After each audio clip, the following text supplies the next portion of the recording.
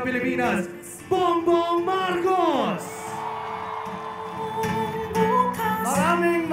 Maraming salamat po! Magandang gabi po sa inyong lahat! Talagang ramdam na ramdam po! Nagsanib puwersa na ang lahat na tapat na nagmamahal sa Republika ng Pilipinas! Pasalamat po sa inyo sa napakainit na salubong na ibinigay niyo sa akin. Alam niyo po, Tagaraw ngayon. Tagaraw ngayon ay mainit ang panahon. Akala ko, paglabas ko dun sa sasakyan namin, ako, mainit ang panahon.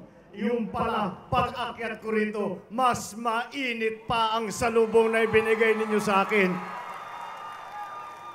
Nakakataba po ng puso. Dahil sa kakaikot ko sa buong Pilipinas, dito sa kampanyang ito, ay lahat po ng aking mapuntahan, lahat po ng aking masalubong, ay ganyan din po ang init sa pagtanggap sa atin, ganyan din po ang init ng pagsalubong na ibinibigay sa atin. Kaya nakikita na po, dahan-dahan yung ating mensahe ng pagkakaisa ay naririnig at nararamdaman at ginagawa nating totoo. Lahat po, kuminsan po, pagka dumadaan, sabi ko, dumadaan ako sa maraming tao. Pagdaan ko ng ganyan. Pag-akyat ko, nahubaran na pala ako ng shirt. Hinubaran ako ng shirt, di marami ako lips to lips. Yun lamang, doon sa isang lugar, may balbas yung isa, lalaki yata yung nahalikan ko Pero ngayon, napakainit na po ng salubong na ibinibigay ninyo sa akin. At nakikita ko po na nandyan tunay na suporta, doon paniniwala sa ating, hindi lamang sa ating kandidatura, ngunit ito ay isang pahayag ng pagmamahal sa kapwa Pilipino at sa Republika ng Pilipinas. Kaya naman po, siguro naman, hindi po natin ikahihiya na lumapit po at humarap sa taong bayan. At ihingi ang inyong tulong at ang inyong suporta dito sa darating na halalan. Kaya tayo naman po, kung minsan po ako'y nagugulat kapag iniisip ko, pag binibilang ko po, 27 taon na po ako naninilbihan. 23 years old pa po ako, naging vice governor na ako. Naging governor. Pagkatapos noon, naging congressman naman ako. Pagkatapos, naging governor ulit ako na 9 na taon. Tapos ngayon, naging congressman. Ngayon, ako'y senador. Kaya naman po, nakikita naman po ninyo, marami na po tayong pinagdaanan sa serbisyo publiko. Matagal na po tayong lingkod bayan. Hindi lamang sa legislatura, kundi pati sa executive position. At sinasabi po, marami po tayong natutunan na. Marami na tayong kakayahan. Marami na tayong kaalaman. Kaya naman po, ay hindi po ako nahihiyang umakyat dito at humarap sa inyo at hingiin ang tulong ninyo sa darating na halalan at ang inyong abang lingkod sa ating pinagdaanan, sa ating natutunan, sa ating kakayahan ay handang-handa na po magsilbi bilang pangalawang Pangulo ng Republika ng Pilipinas. Lahat po na napuntahan ko ay ganito po ang aking nasasalubong. Kaya po, siguro sa aking, galing po sa aking puso, lahat po sa inyo, sa inyong dumadating sa aming meeting, na kahit biglaan ang aming meeting, na inyong dumarating kahit malayo ang pinapanggalingan, kung minsan ay napakainit na kabilad sa araw na matagal na nag-aantay, ang ating mga supporter, ang ating mga loyalista, ang ating mga iba't ibang leader, mga lokal at nasyonal, lahat ng nagpapahayag ng kanilang suporta, ako'y nagpapasalamat na taus-puso sa inyong lahat. Hindi ko po makakalimutan itong kampanyang ito. Hindi ko po makakalimutan na makita ang inyong mga ngiti.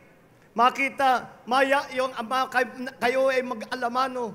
Kayo ay inyong sigaw, inyong mga halik, inyong pa-selfie, Lahat po yan, hindi po mawawala sa aking puso. Malaki po ang utang na loob ko sa inyo. At kaya po ako'y nandito na naglilingkod pa rin. At hindi mawawala ang aking paglilingkod sa bayan ay dahil po sa inyo, dahil alam ko na kayo ay nandyan sa likod ko. Maliwanag na ang ating mensahe ang magpapaganda ng ating pamahalaan, nagpapaganda ng serbisyo na ibinibigay sa taong bayan ay tinatanggap ng ating mga kababayan. Kaya po, nakita naman po ninyo ay tuloy-tuloy at dumadami at nagsasanib puwersa lahat ng naniniwala sa ating pagkakaisa. Lahat na naniniwala na kaya natin pagandahin ang buhay ng ating mga kababayan. Kaya naman po, nakakagulat. Nung nakaraang 2 araw, mukhang bumaliktad yung mga survey. Kanila, paano kaya nangyari yun? Sabi ko, sa dalawang araw, nawalan ako ng 6 na milyon na boto.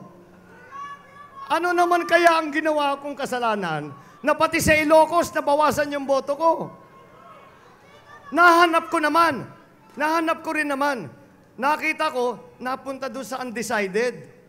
Dito tayo sa Pilipinas, ang kaisa-isang bansa, habang palapit sa halalan, dumadami yung undecided. Kaya naman maliwanag, siguro yung ating mga katunggali, yung mga kandidato na hindi naniniwala sa pagkakaisa, hindi naniniwala sa serbisyo sa publiko, hindi naniniwala sa pagbabago at sa pag-unlad, sila'y natatakot na dahil ang mga puwersang nagsanib ay nagkakaisa na para pagandahin ang buhay ng bawat mamamayang Pilipino. Marami na pong nag-endorso sa atin. Yung mga iba't ibang political party, nag-endorse na sa atin ang NUP, nag-endorse na sa atin yung Lakas, nag-endorse yung LDP, yung isang bahagi ng Liberal Party. Kaninang umaga, nabalitaan natin ang Iglesia ni Cristo ay sumanib puwersa na rin. Pati El Shaddai, sumama na rin, Jesus is Lord. Lahat po ng iba't ibang grupo. Kaya't nakikita po, siguro madaling nang pwedeng sabihin, alam ko Huwebes pa lang, pero panalo na tayo dahil tayo'y nagkaisa. Kaya't naman, tama rin na tayo'y nangangamba, na tayo'y nag-aalala, na tayo'y nababahala, na dahil sa takot ng ating mga kalaban, na pinangungunuan, ngayon lang tayo nakakita, yung buong gobyerno, lahat ng kakayahan, lahat ng kwarta, lahat ng pwedeng gawin ay ginawa hindi sa isang kandidato bilang Pangulo. Ginawa nila pangkontra sa isang kandidato bilang Vice Presidente, ang inyong abang lingkod. Bakit naman sila natatakot sa atin? Ang bait-bait ko. Wala akong kaaway. Nakita niyo naman, kung mura-murahin ako ng kung sino-sino riyan, kung atakihin ako ng kung sino-sino dyan, tayo ba'y sumasabay sa kanila? Tayo ba'y napipikon sa kanila?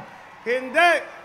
Hindi natin gawain yun dahil tapat ang ating paniniwala na tama ang ating ginagawa. Tama ang ating ginagawa para sa pagtulong sa taong bayan. Kaya naman, palagay ko, kaya't tama naman ang ating pangamba na dapat magbantay po tayo dahil ang maaari lang magagawa para hindi lumabas ang pagkapanalo ng inyong abang lingkod sa Lunes ay silang mandadaya.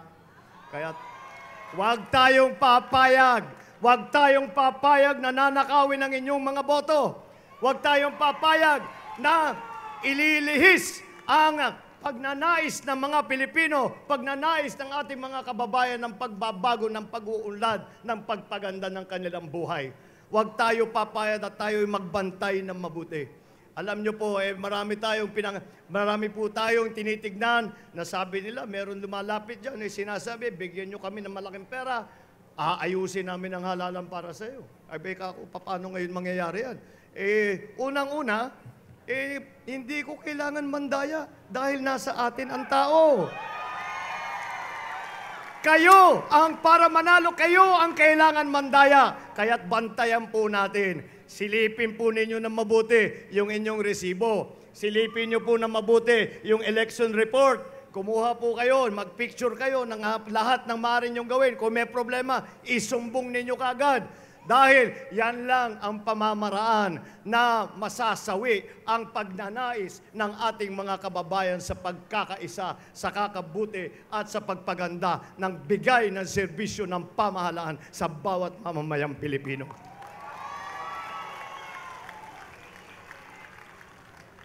Sa akin pong pag-iikot, alam nyo po, naging congressman nga ako, naging senador po ako. At sa aking pag-iikot, hindi natigil po dahil kailangan natin makipag-ugnay sa ating mga kababayan. At itanong sa ating mga kababayan kung ano ba ang mga problemang hinaharap nila. Kung ano ba ang sa palagay nilang maitutulong ng pamahalaan. Kung ano ba sa palagay nila ang kakulangan ng ating pamahalaan. Para mas maging maganda ang ating binibigay na serbisyo sa taong bayan. At aaminin ko po, na kapag naririnig ko ang mga hinain, ang mga problema ng ating mga kababayan, kuminsan nalulungkot po ako. Nalulungkot po ako dahil 27 taon na nga ako naninilbihan. Matagal-tagal na rin po. At parang sa tagal ng panahon, ilang taon na, hindi pa po nagbabago ang mga problemang isinasabi sa akin, ang mga problemang hinaharap ng ating mga kababayan sa kanilang pang-araw-araw na pamumuhay. Ano ating pinag-uusapan? Mataas ang krimen, laganap ang illegal na droga, walang trabaho, mataas ang presyo ng bilihin, walang suporta ang agrikultura, mahina ang ating sistema ng edukasyon, may brownout. O dito sa Maynila, traffic, MRT, lahat yan, mga iba't ibang problema. Matagal na po nating naririnig yan. At meron naman tayong solusyon para ating gagawin yan. Paano namang hindi? Ang galing-galing ng Pilipino. Lahat po tayo kinikilala, hindi lamang sa Pilipinas, kundi sa buong mundo, bilang isang lahi na magaling, na masipag, na mahusay, na mabait, na hindi magnanakaw. Yan po ang pagkakilala sa atin. Kaya naman po, pagka yung ating mga OFW, kapag nag-a-apply, meron isang Pilipino, meron isa, hindi Pilipino, kinukuha laging ang Pilipino. Dahil alam ng lahat ng mga employer, yan ang mga magagaling at yan ang tutulong sa ating mga negosyo. Kung ganyan, kaya naman kung ganyan ang Pilipino, kung ganyan tayo kagaling, bakit hanggang ngayon, ilang taon na, hindi pa natin nasusolusyonan yung parehong problema na taon-taon natin naririnig. At ating pinag-aralan ito, ating pinag-usapan at kinonsulta sa mga na nakakaalam sa mga tungkol sa mga pangyayari dito sa ating bansa. At sa aking pananaw, ang nangyari po sa atin sa nakaraang ilang taon, sa nakaraang ilang administrasyon, ang ating mga leader, imbes na tayo ay pinagkakaisa, tayo ay pinag-aaway-away, tayo ay pinaghihiwa-hiwalay. Kaya naman po, sinasabi, nandito kami sa partidong ito. Hindi kayo, nandiyan kayo, hindi kayo pwedeng magsama. Kayo, sinasabi, tiga-riyan kayo, kami, tiga rito. Hindi tayo pwede magsama. Hindi po tama yun. Totoo naman po, na tayong mga Pilipino ay maraming iba't ibang pinanggalingan. Meron dyan. Yan, tinitignan ko yung mother ko, Waray. Ilocano, Tagalog, Bicolano, Bisaya, Kristiyano, Muslim. Sa ari-sari talaga ang Pilipino. At ipinagmamalaki natin kung saan tayo nanggaling. Ngunit, ang punot dulo po nitong lahat, tayo ay Pilipino. Kailangan natin, wag natin makakalimutan. At lalong-lalo na mga leader natin, huwag makakalimutan ang pag-iisip na dapat natin ipaalala sa kanila Walang magmamahal sa Pilipino kung hindi ang Pilipino rin. Walang magpapaganda sa Pilipinas kung hindi tayong Pilipino rin. At yung pagkahiwa-hiwalay, wala pong naitutulong yan. Dahil kapag tayo'y nag-iisa, kapag tayo'y nahati-hati sa maliliit na grupo, kahit tayo ay tapat sa pagserbisyo, kahit tayo ay tapat sa pagtulong, kakaunti lang po ang magagawa natin. Ngunit kapag ipinagsama-sama natin ang husay, ang galing, ang sipag ng bawat Pilipino, makakaramdam tayo ng pagbabago, makakaramdam tayo ng pagbabago, makakaramdam tayo ng kaunting ginhawa man lang sa araw-araw na buhay ng ating mga kababayan. At nakakapagtaka, dahil hindi po natin ugali ang maging palaaway. Hindi nating ugaling mga Pilipino, wala po sa ugali ng lahi natin ang magkipaghiwa-hiwalay. Hindi po ba, kapag tayo ay tinatanong ng ating mga kaibigang dayuhan at sinasabi nila, ano nga ba talaga ang ipinagmamalaki ninyong katangian kayong mga Pilipino? Hindi po ba ang ating isinasagot, kami mga Pilipino, merong kaming bayanihan. At ang bayanihan ay ang ibig sabihin niya, kahit hindi mo kamag-anak, kahit hindi mo kaibigan, kahit hindi mo mangkilala, basta't yung isang kababayan mong Pilipino ay nakita mong nangangailangan ng tulong, ito ay tutulungan mo. Yan ang ugali ng Pilipino. Tayo lang ay linigaw sa ating tamang ugali. Tayo lamang ay linigaw sa ating mga dating ginagawa na tapat sa ating lahi, sa tapat sa ating kultura, sa ating kasaysayan. Kaya po, kailangan na natin maibalik ang pag-iisip na yan. Ng pag-iisip na tayo ay isang bansa, isang diwa, may isang gawa. Ibalik po natin ang pagmamalaki ng bawat Pilipino sa kanyang pagka-Pilipino muli. Tayo ay Pilipino!